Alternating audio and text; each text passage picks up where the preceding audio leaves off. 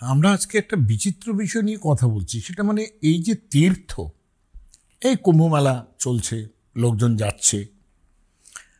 লোকজন যাচ্ছে বলা উচিত নয়, কি পরিমাণ যাচ্ছে সেটা কহতব্য নয়।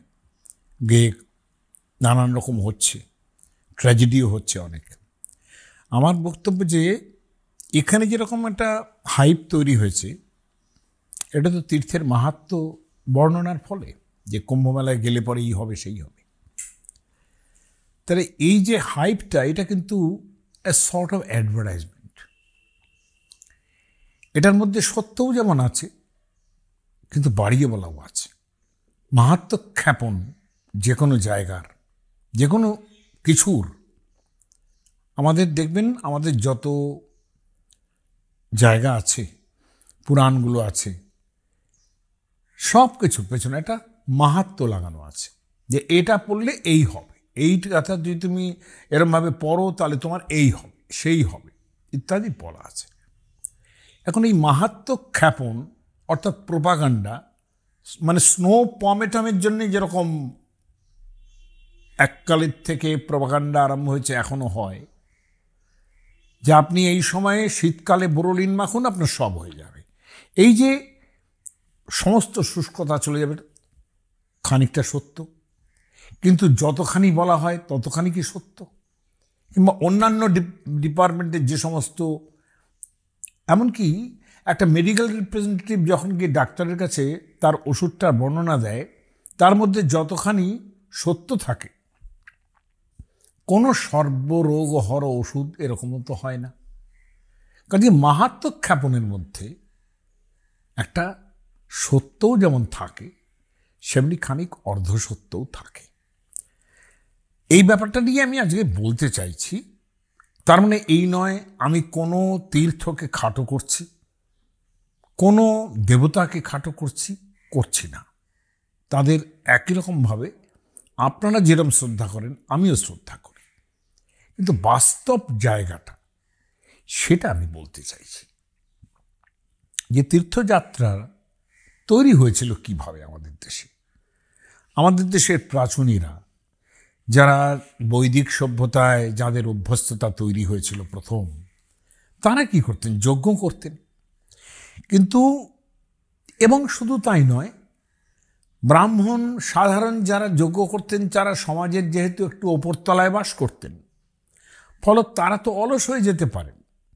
এই অলস না হওয়ার জন্যেই কিন্তু যজ্ঞ কর্মে বারবার প্রবৃত্ত করা, যাতে ব্রাহ্মণ কখনো অলস জীবন কাটাতে না পারেন। তাদের সেই সুযোগ রয়েছে, কিন্তু যাতে না পারেন সেটা।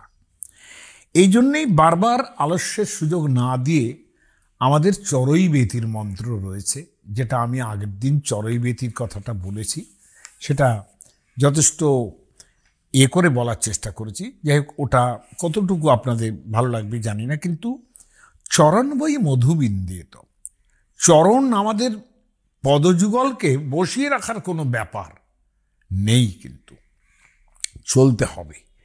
এখন এই চলাটার মধ্যেই কিন্তু তীর্থ পর্যটনের একটা জায়গা তৈরি হয়েছে, যেখানে ধরা যাক মহাভারতের মতো জায়গায়, মহাভারত কি, মহাভারত যাগ যজ্ঞ বিশালতা যে আছে তার পরের যুগ।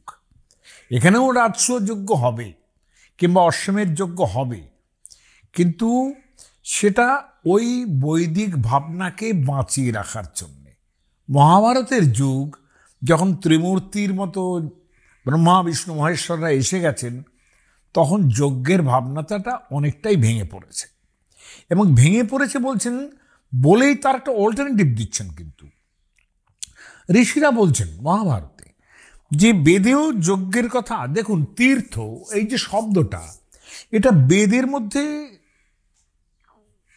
তীর্থ অর্থে ব্যবহারই হতো না, যে অর্থে আমরা তীর্থ ব্যবহার হতো না। সেখানে রাস্তা, যাই হোক পরে বলছি সেটা। কিন্তু মহাভারত যে কারণে যজ্ঞ যাপনের কথা বলছে এত যজ্ঞের আড়ম্বর, যেমন একটা দুর্গাপূজা যেটা আমাদের বছরে 4 দিন হয়, কত আয়োজন করে হয়। এই আয়োজন করে আপনি ডেইলি করতে পারবেন না। দুর্গাপূজা একটা যজ্ঞের মতো ব্যাপার হয়, কথায় বলে না, একটা বাড়িতে খুব যদি টাকা পয়সা খরচা হচ্ছে, খুব হই হট্টগোল হচ্ছে, আমরা বলি যজ্ঞী বাড়ি, এটা একটা যজ্ঞী বাড়ি হয়েছে। যজ্ঞী মানে কি? যজ্ঞ। তাহলে এই যে আড়ম্বর, সেটা মহাভারতের কালেই কিন্তু লেখা হচ্ছে। তাহলে around 2nd century BC to 2nd century যদি AD এটা ধরি, তাহলে সেখানে মহাভারত বলছে, দেখো যে বেদে অনেক যজ্ঞের কথা বলা আছে বটে, কিন্তু সাধারণ মানুষ তো যজ্ঞ করতে পারে না। নতে শক্যা দরিদ্রেণ যজনা যজনা প্রাপ্তুং মহীপথে। শুনুন মহারাজ যুধিষ্ঠির, এইভাবে তো সাধারণ মানুষ এত যাগযজ্ঞ করার ক্ষমতা রাখে না, তাদের সে পয়সা নেই। কেন? বহু উপকরণা যজনা, অনেক উপকরণ লাগে যজ্ঞের। হ্যাঁ, নানা সম্ভার বিস্তরা, নানা সম্ভার বিস্তর মানে বিশাল সম্ভার লাগে একটা যজ্ঞ করতে। কাজেই দরিদ্রের পক্ষে সেটা যখন সম্ভব নয়, তাহলে কি করবেন? তীর্থাভিগমনং পুণ্যম যজনৈরপি বিশিষ্যতে। এই মাহাত্ম্য খ্যাপন আরম্ভ হলো যে তীর্থ যাওয়াটা কিন্তু যদি করো, সেটা এত পুণ্যের কাজ, সেটা যজ্ঞের থেকেও বেশি। এই কথাটা কি মন থেকে বললেন যিনি বললেন মহাভারতকার, যে যজ্ঞের থেকেও তারা বেশি? কোনো বৈদিক এটা শুনলে মেনে নেবে? মানবেন না, তারা যজ্ঞটাকেই প্রাধান্য দেবেন। তখন এই তীর্থ ব্যাপারটা যেটা তৈরি হয়েছিল, সেটা কিন্তু একসঙ্গে ভ্রমণ পিপাসু যারা, তাদের যেমন একটা তৃষ্ণা মেটে, ভ্রমণ করলে, দেশ ভ্রমণ করলে, সেটার সঙ্গে তার সঙ্গে যুক্ত হয় একটা পুণ্য লাভের কল্পনা, যে এখানে গেলে পরে আমার প্রচুর পুণ্য লাভ হবে, মানে শ্রেয়স্করী একটা পুণ্য লাভ এটা হবে। এর সঙ্গে স্থান মাহাত্ম্য যুক্ত হয়েছে। বিভিন্ন জায়গা দেবেন, আমাদের যেমন কাশী, বৃন্দাবন, কি তিরুপতি, কি পদ্মনাভ মন্দির, এগুলো তো তৈরি হয়েছে এইভাবে যে এই সব জায়গা স্থান। আবার একটা তীর্থ যে সাধারণভাবে আমরা বুঝি আজকের দিনে, যেটা যেরকমভাবে প্রচার করা হচ্ছে, এই তীর্থ তৈরি হওয়ার পিছনে কিন্তু অন্য ধরনের মানসিকতা আছে। দেখুন, বৈদিক কালে তীর্থ বলতে বোঝাতো রাস্তা। রাস্তা আমরা যে বলি না, যে মনে হয় যেন পেরিয়ে এলেম অন্তবিহীন পথ, এসব জায়গায় বেদ কিন্তু ওই তীর্থ শব্দটা ব্যবহার করবে। আপনি এটা চিন্তা করুন, একটা জায়গা, জলস্থান, অথচ একটা জায়গা, স্থান মাহাত্ম্য, সেটা মাহাত্ম্যও কিছু বলছেন না। বাল্মীকি তমসার তীরে তার সেই বিশাল মা নিষাদ শ্লোক উচ্চারণের ঠিক আগে তিনি যখন পাগলের মতো ঘুরছেন, তার স্ফুটনোন্মুখ কবিতা তার হৃদয়ের মধ্যে বিরাজ করছে, সেই সময় তুমি তমসার জলে এসছেন। তমসা নদীর নাম। সেই নদীর কাছে এসে বলছেন,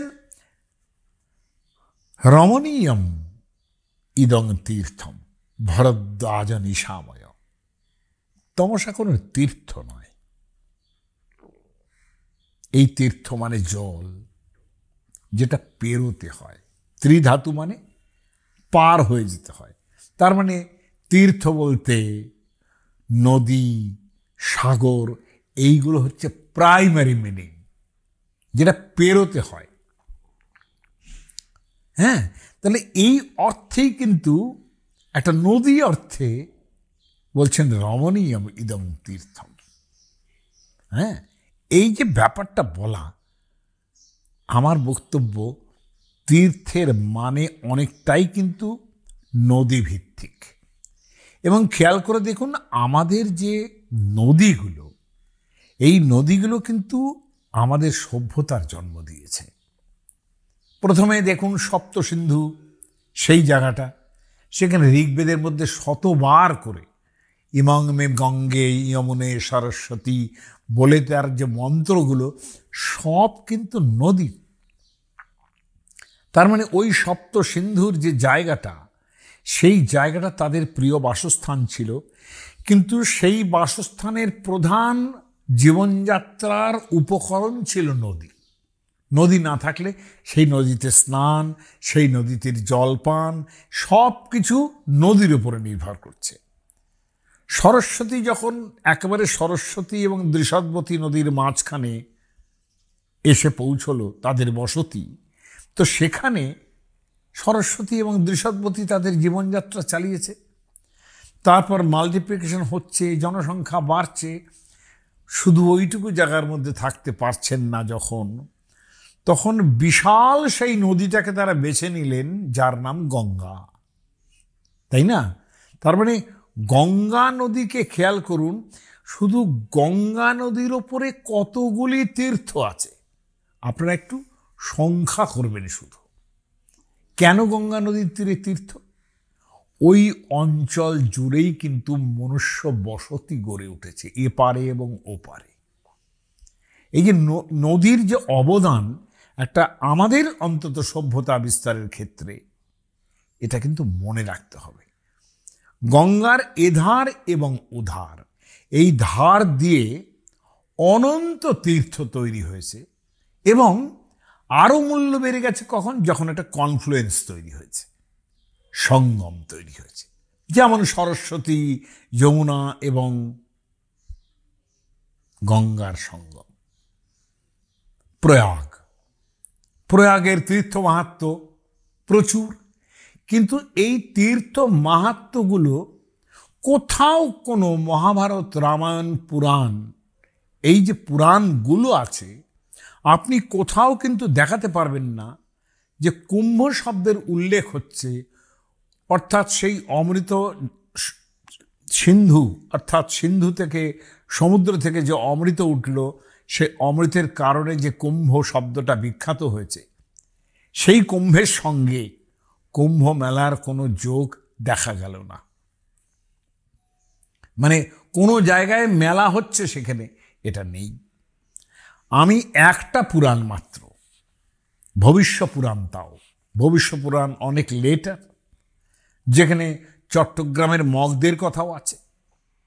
ভবিষ্য পুরাণ, লিঙ্গ পুরাণ, এগুলো একটু লেটার, অনেক পরের অর্বাচীন পুরাণ। ভবিষ্য পুরাণ ইয়া গোদা পুরাণ একটা বিশাল, তার 1, 2, 3, 4টে করে পার্ট পাওয়া যায়, 6টা পার্ট হয়। তাহলে এই যে ভবিষ্য পুরাণ, সেইখানে একটা জায়গায় বলছেন, শুধু এই জায়গাটা যে কুম্ভরাশিং মই প্রাপ্তে, কথাটা যেহেতু বৃহস্পতি বলছেন, সেই জন্যে মই মানে আমি। কুম্ভরাশিং মই প্রাপ্তে, আমি যখন কুম্ভ রাশির, আপনারা জানেন হয়তো যে কুম্ভ রাশির অ্যাবাইডিং যে প্ল্যানেট সেটা কিন্তু বৃহস্পতি, কুম্ভ রাশি। তিনি কুম্ভ রাশির অ্যাবাইডিং প্ল্যানেট, মানে তার অধিষ্ঠাত্রিক গ্রহ। প্রত্যেকে এইরকম সব আছে, বিভিন্ন গ্রহ, মঙ্গল গ্রহ কি বুধ গ্রহ, এগুলো সব অ্যাবাইডিং প্ল্যানেট। কুম্ভ রাশি নামটা একটু আলাদা, কিন্তু এই কুম্ভ রাশি হচ্ছে একটা প্ল্যানেট। তার মানে আপনি কিন্তু সেই অমৃত কুম্ভের সঙ্গে কতটুকু যোগ আছে এর এটা একটু ভেবে দেখবেন, যে কুম্ভ রাশি মই প্রাপ্তে গঙ্গা দ্বারে মহোৎসব।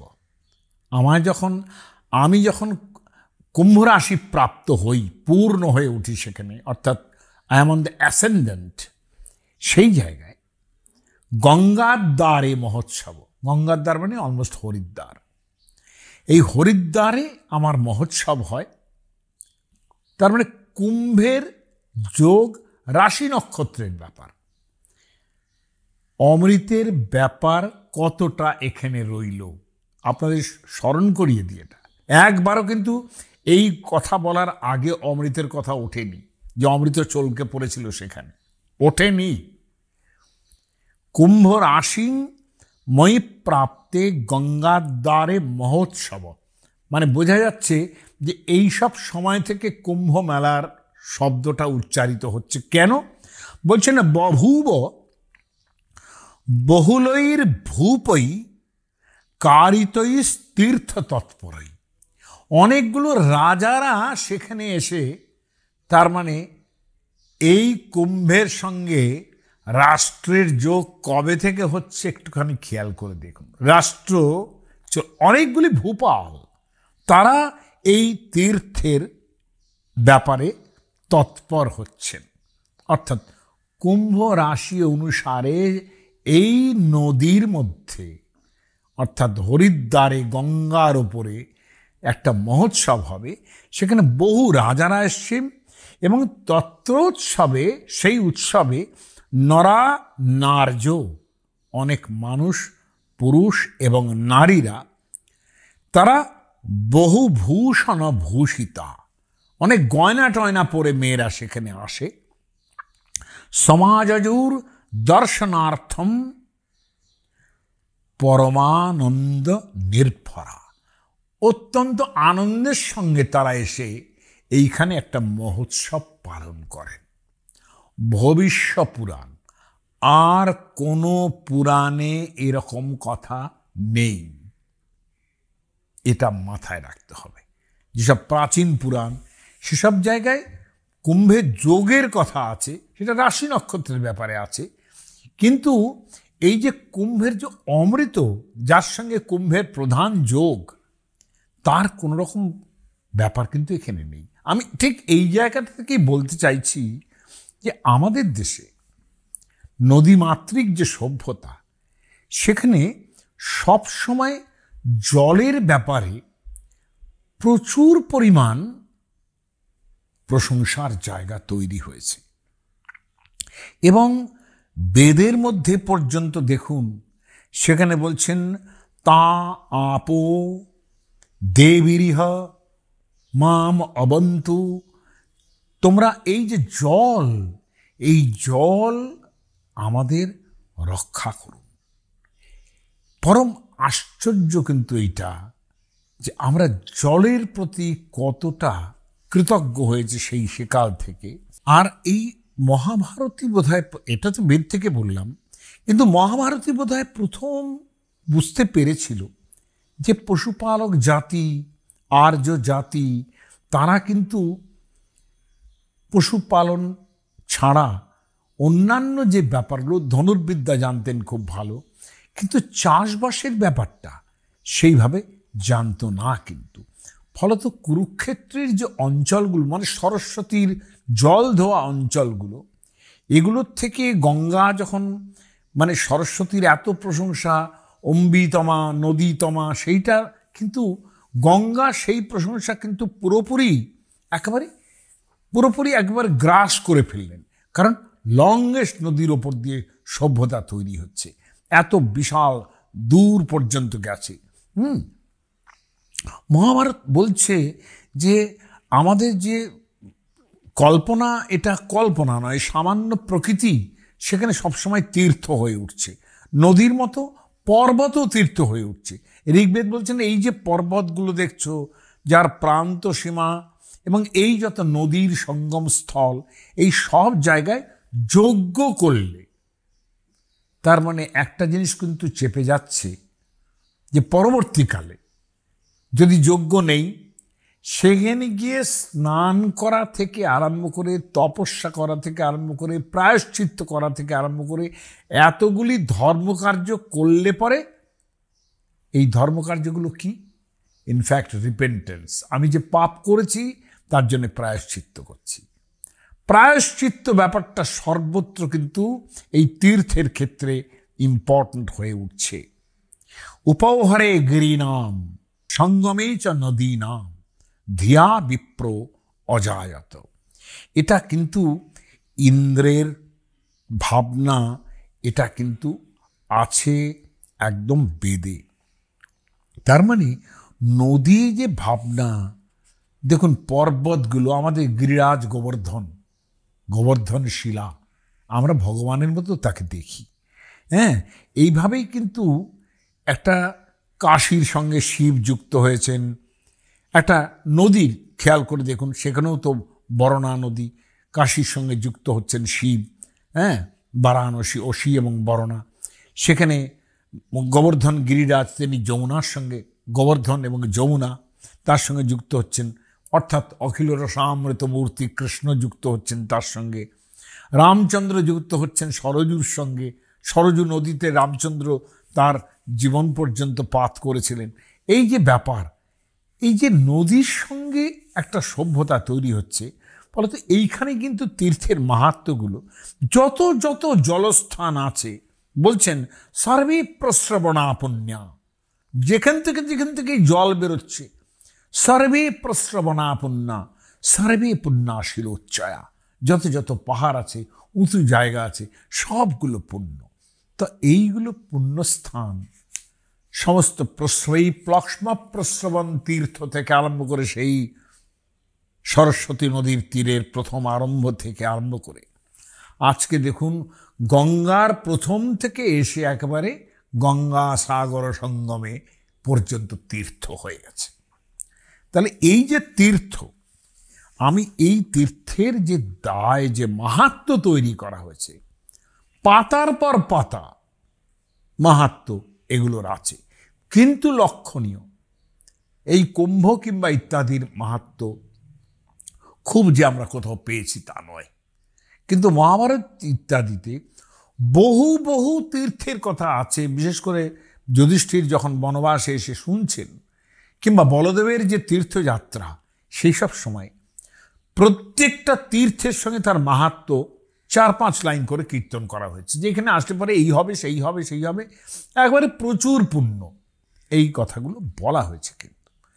কিন্তু এই যে প্রশংসা, যদিও কুম্ভের প্রশংসা ওইভাবে আমরা পুরাণগুলোর মধ্যে, মহাভারতের মধ্যে কুম্ভ প্রশংসা তো অত পাইনি। বিশেষ করে যেখানে যেখানে কুম্ভের প্রশ্ন এসছে, অর্থাৎ কিনা অমৃত থেকে সেই চলকে চলকে পড়ে যে যাওয়া, সে কথা আমি আগে বলেছি, একটা আমার যে পৃথক ভিডিও আছে কুম্ভ নিয়ে, সেখানে বলেছি। হ্যাঁ, গঙ্গার দ্বারে প্রয়াগে চ, ধারা গোদাবরী তটে, এই 4 জায়গায় যে অমৃত চলকে পড়েছিল, এসব জায়গায় কুম্ভর একটা সম্ভাবনা যে তৈরি হয়েছে, সেটাও কিন্তু সেখানে বলা হয়নি যে এইখানে অমৃত চলকে পড়েছিল, কিন্তু এই নিয়ে কুম্ভমেলা করতে হবে, সেটা কিন্তু বলা হয়নি, কোনো জায়গায় নয়। কারণ এই যে জায়গাটা, আমরা যে তীর্থের মাহাত্ম্য পরবর্তীকালে যুক্ত হয়েছে, এই বিভিন্ন স্কন্দপুরাণ থেকে আরম্ভ করে মাহাত্ম্যগুলো সেই পুরনো কাল থেকেই চলছে, কিন্তু কুম্ভমেলার মাহাত্ম্য আমরা আগে খুব কোনো প্রিন্সিপাল পুরাণগুলোর মধ্যে পাইনি। পুরাণগুলোর মধ্যে তীর্থ মাহাত্ম্য খ্যাপন, এটা কেন করা হয়? আমি এটা বলছি বারবার যে এর মধ্যেই আমাদের যে প্রধান সূত্র, সেটা হচ্ছে প্রোপাগান্ডা। এবং ওই তো বললাম যে সেই প্রোপাগান্ডা কিংবা অ্যাডভার্টাইজমেন্টের মধ্যে সত্য যেমন থাকে, সেমনি অসত্যের ভাগও কিছু থাকে। সেটা আপনারা মার্জনা করবেন, আমি একটু লেখাপড়া করেই কথাটা বলছি, মার্জনা করবেন আপনারা। কিন্তু কেন থাকে, দেখুন বৈদিক কালে, আমি একটা উদাহরণ দিচ্ছি, বৈদিক কালে অর্থবাদ বলে একটা শব্দ ছিল। যারা বোঝার চেষ্টা করবেন, পুরোটা শুনে বোঝার চেষ্টা করবেন, খামচা দিয়ে একটু শুনে কথা বলবেন না।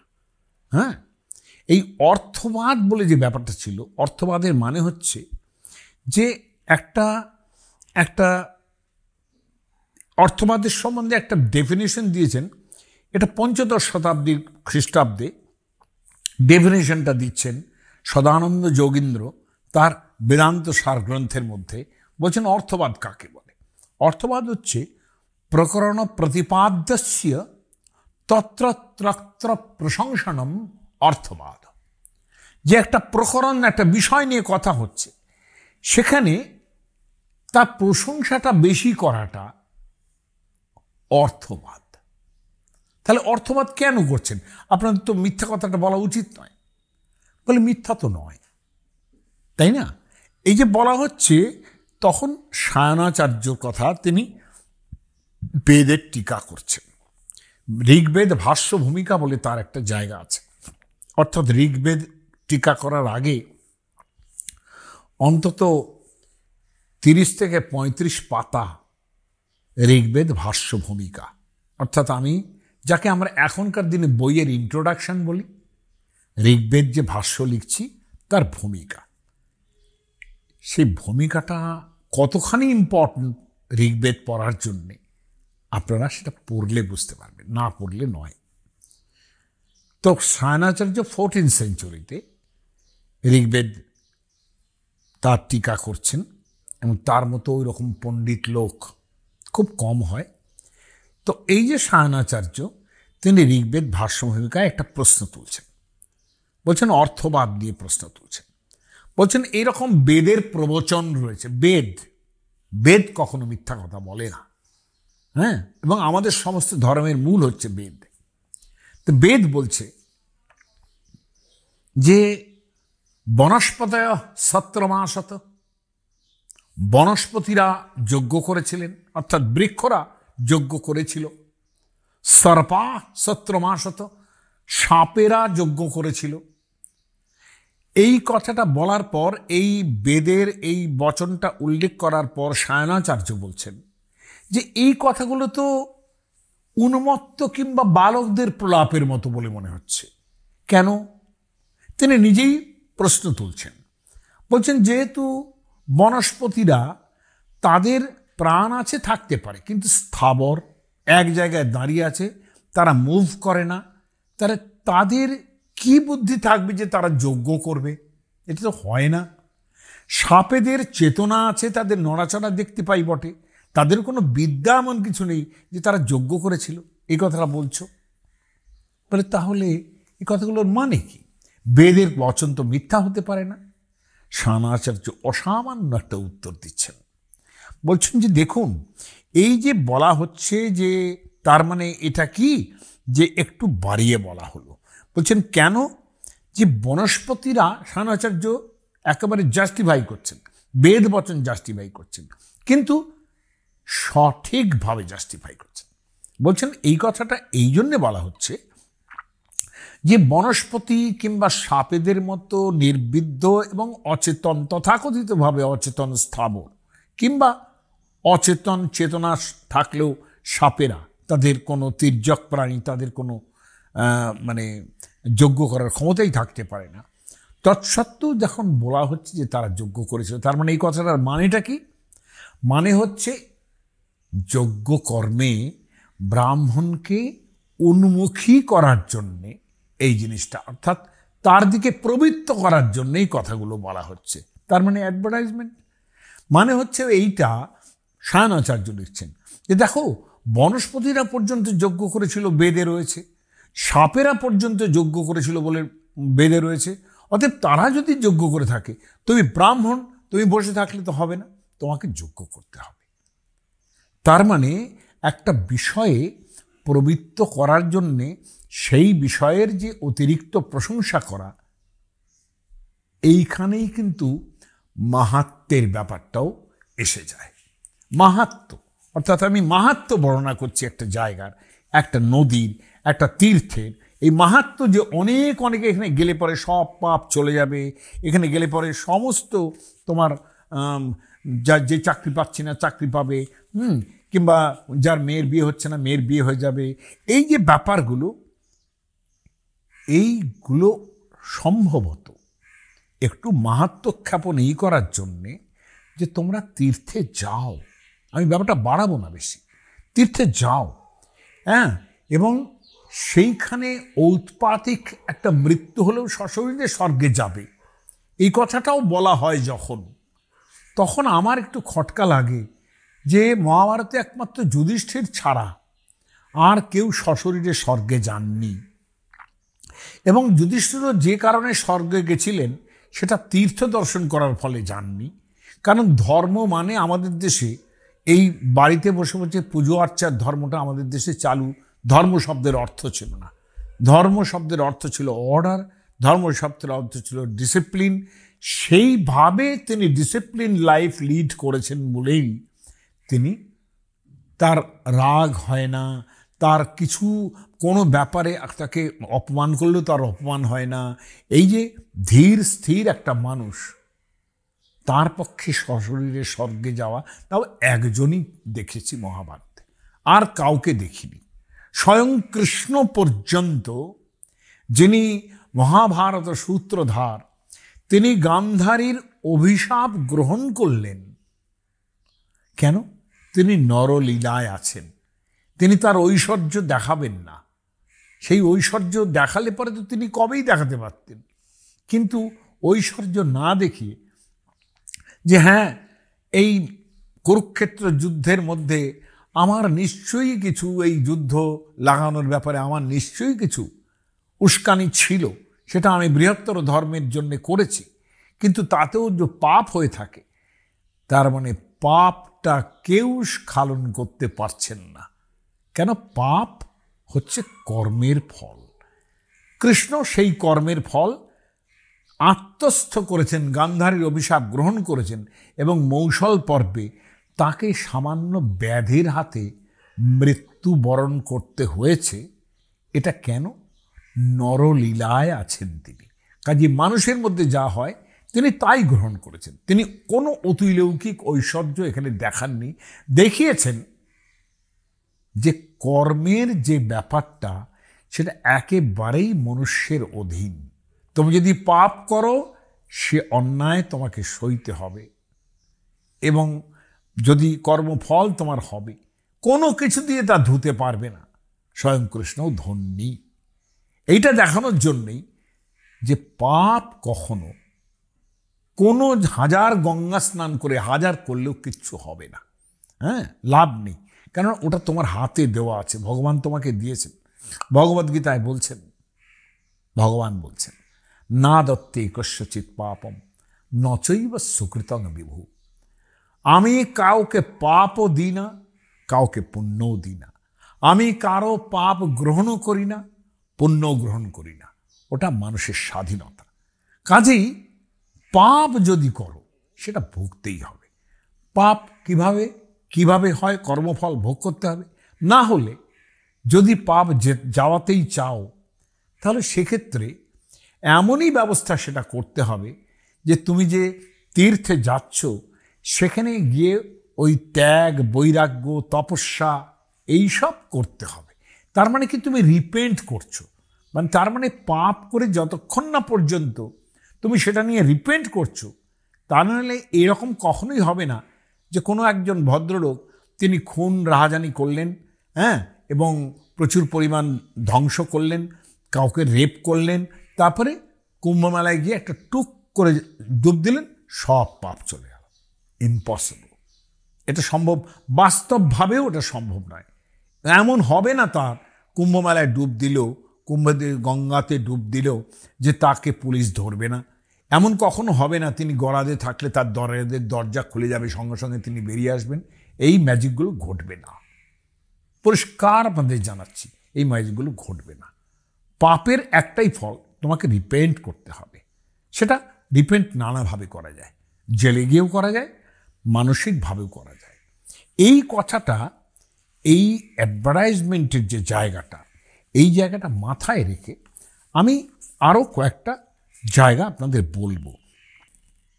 পদ্মপুরাণ, উত্তরখণ্ড, সেখানে বলা হচ্ছে সত্যম তীর্থম।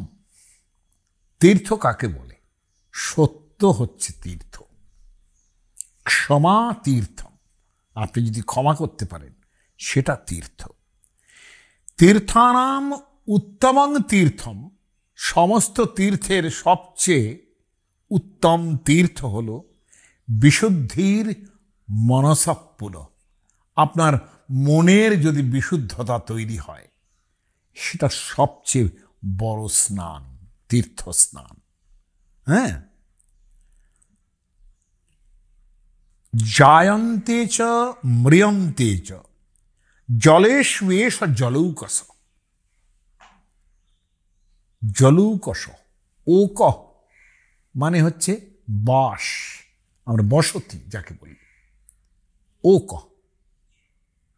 জলৌকস, আমরা ছোটবেলায় সন্ধি পড়তাম, জল প্লাস ওক, জলৌক। জলৌক মানে জোঁক, অর্থাৎ জলেই যার বসতি। বলে যে জলেই যদি পূর্ণ হয়ে যেত পদ্মপুরাণ, উত্তরখণ্ড, তীর্থ জল, তীর্থ স্নানেই যদি পুণ্য হয়ে যেত, তাহলে কত কত জোঁক এই জলেই জন্মাচ্ছে, জলেই মরে যাচ্ছে, তারা তো সকলেই স্বর্গে যেত, তাই না? কারণ তীর্থেই মরছে তারা। আপনারা অন্যান্য প্রাণীও যুক্ত করবেন এর সঙ্গে, তারা সব সশরীরে স্বর্গে যাচ্ছে। একটু ভেবে নিন বাস্তবটা, এরা কিন্তু বাস্তব কথা বলছে। বলছেন তোমার মনের বিশুদ্ধি নেই, তুমি গিয়ে তীর্থস্নান করলে তোমার সব কেটে যাবে। আমি এই হাইপটার বিরুদ্ধে কথা বলি সবসময়। নচ গচ্ছন্তি তে স্বর্গম, এই যে জলৌক, জোঁক ইত্যাদি প্রাণীরা যারা জলের মধ্যেই, সেই তীর্থের মধ্যেই রয়েছে, নচ গচ্ছন্তি তে স্বর্গম, তারা কেউ স্বর্গে যাচ্ছে না। অবিশুদ্ধ মনোমলা, সেই রকম অবিশুদ্ধ মন যাদের, তারা কখনোই স্বর্গে যেতে পারে না। দানমিজ্ঞা তপঃশৌচম তীর্থ সেবা শ্রুতম তথা। তীর্থ সেবা অর্থাৎ তুমি তীর্থে যাচ্ছ, তীর্থ স্নান করছো, এই যে তীর্থ সেবা, তার তীরে বসে তপস্যা করছো, এই যে তীর্থ সেবা, তার মানে হচ্ছে দানমিজ্ঞা, তুমি দান করো, তুমি সেইখানে বসে পুজো করো, সেইখানে তপস্যা করো, মনটাকে যখন শুদ্ধ করবে সেই সবের মাধ্যমে, সেইটা হচ্ছে তীর্থ। সর্বান নেতানি তীর্থান, এইগুলি হলো তীর্থ।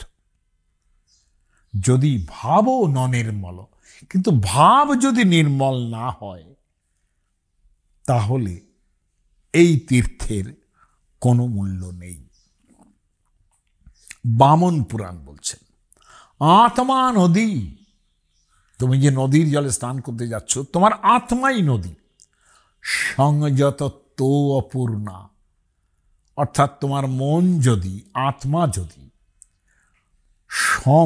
সংযত, অর্থাৎ ইন্দ্রিয় সংযমের মতো জলের দ্বারা পূর্ণ হয়, শির তটাদয়োর্মি, এবং তোমার চরিত্র এবং দয়ার ঢেউ যদি সেই জলের মধ্যে তৈরি হয়, তত্রাভিষেকং কুরু, তুমি সেইখানে স্নান করো। তত্রাভিষেকং কুরু পাণ্ডুপুত্র, হে পাণ্ডুর ছেলে, তোমাকে বলছি সেইখানে তুমি স্নান করো। ন বারিনা শুদ্ধতি চান্তরাত্মা, জলে স্নান করলেই তোমার অন্তরাত্মা শুদ্ধ হয়ে যাবে। Don't think that. তাহলে যে মাহাত্ম্য খ্যাপন, এই মাহাত্ম্য খ্যাপনের মধ্যে একটা অ্যাডভার্টাইজমেন্ট আছে। তীর্থে যদি জানো, সেইখানে তীর্থে গিয়ে একবার টুপ করে ডুব দিয়ে চলে এলেন, এতে কোনো লাভ নেই। আনলেস আনটিল ত্যাগ বৈরাগ্য সহ তার তীরে বসে, অর্থাৎ কিনা আপনি সমস্ত ভোগ সুখ ত্যাগ করে রিপেন্ট করছেন যে পাপের জন্যে, একমাত্র পাপ সেই দ্বারা, তার দ্বারাই যেতে পারে। একই কথা মহাভারত বলছে, যা জলে তীর্থম আত্মৈব, মনটাই তীর্থ।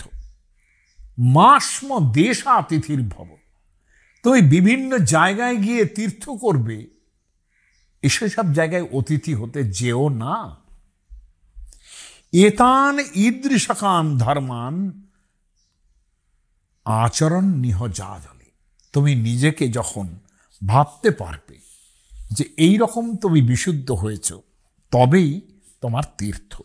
তার মানে আমি আবারও বলতে চাইছি যে তীর্থ মাহাত্ম্য খ্যাপনের মধ্যে একটা বাড়াবাড়ি আছে, অ্যাডভার্টাইজমেন্ট আছে, এবং সেই অ্যাডভার্টাইজমেন্ট আজ থেকে আরম্ভ হয়নি।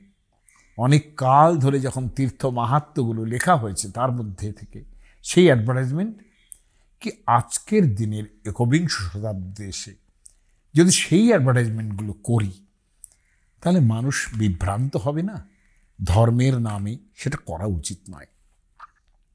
ব্রহ্মপুরাণ, যেটাকে কোট করছেন লক্ষ্মীধরের মতো ওই রকম পণ্ডিত তার কৃত্যকল্পতরু গ্রন্থের মধ্যে, অসামান্য শ্লোক সেগুলো। আমি এটা বলে শেষ করে দেব।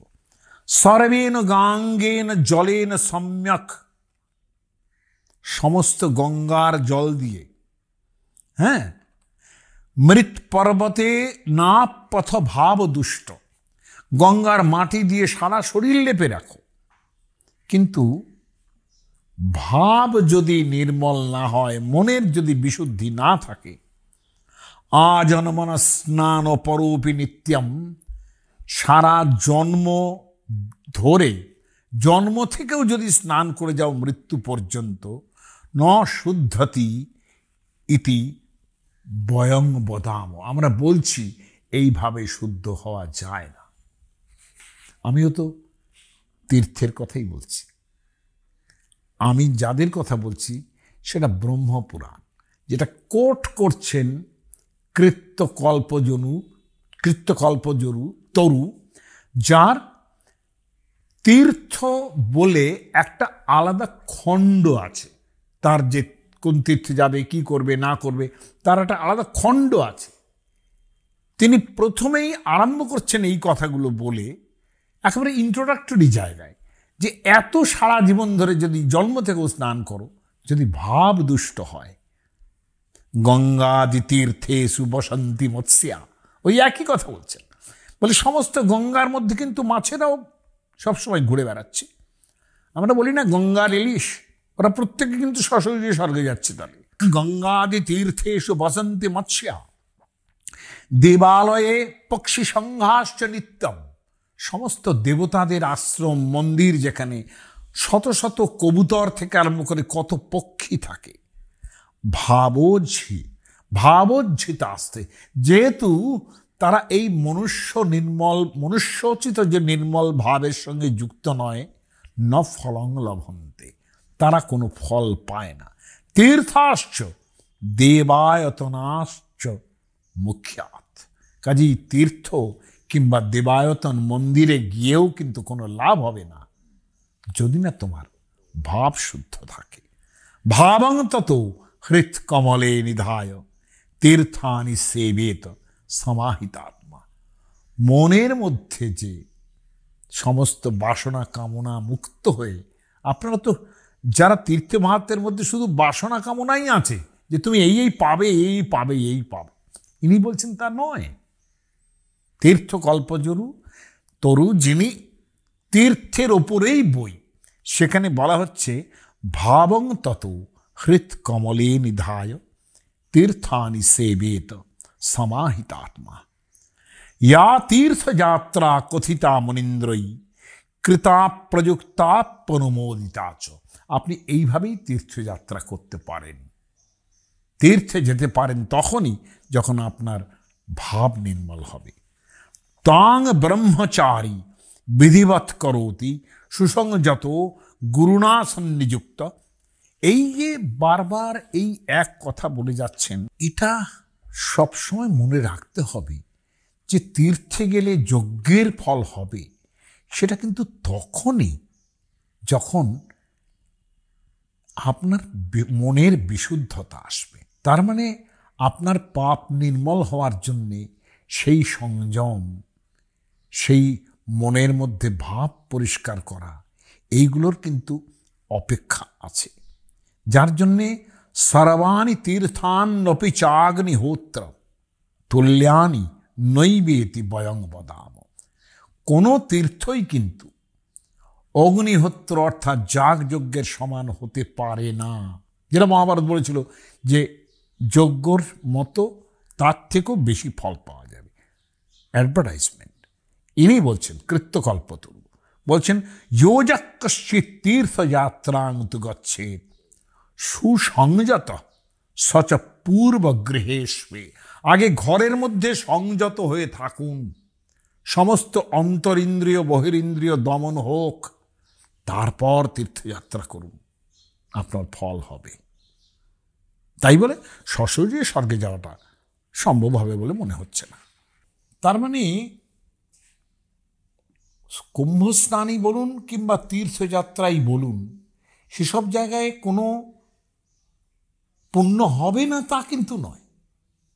কিন্তু মাহাত্ম্য খ্যাপনের মধ্যে ওই যে বলেছিলাম যে সর্পা সত্রমাশত, বনস্পতয় সত্রমাসত, এরাও যে তার মানে কি প্রতিপাদ্য বস্তুতে উন্মুখ করার জন্যে এই মাহাত্ম্যগুলো খ্যাপন করা হয়।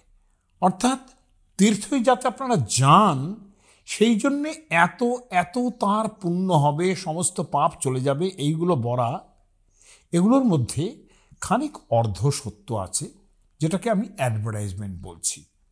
অ্যাডভার্টাইজমেন্টে করে যে জিনিসটা, যে প্রোডাক্ট আমরা ব্যবহার করছি তার মধ্যে কিচ্ছু নেই তা তো বলতে পারি না। কিন্তু এটাও ঠিক, যতখানি অ্যাডভার্টাইজমেন্ট হচ্ছে ততখানি নেই। ঠিক সেই রকম এই তীর্থস্নানের ক্ষেত্রেও বারবার তারা কতগুলো ক্লজ দিচ্ছেন যে তীর্থ করলেই হলো না, তার সঙ্গে সুসংযত থাকতে হবে। তার মানে কি, আমাদের মন আগে শান্ত হতে হবে, পাপ তাতেই ধুয়ে যায়। সেইখানে শান্ত না হয়ে আমি শুধুমাত্র গিয়েই স্নান করলেই পাপ ধুয়ে যাবে ইত্যাদি, এগুলো ওই খানিকটা অর্থবাদ, খানিকটা বাড়িয়ে বলা। এবং এ বাড়িয়ে বলাটা অন্যায়ও কিছু নয়।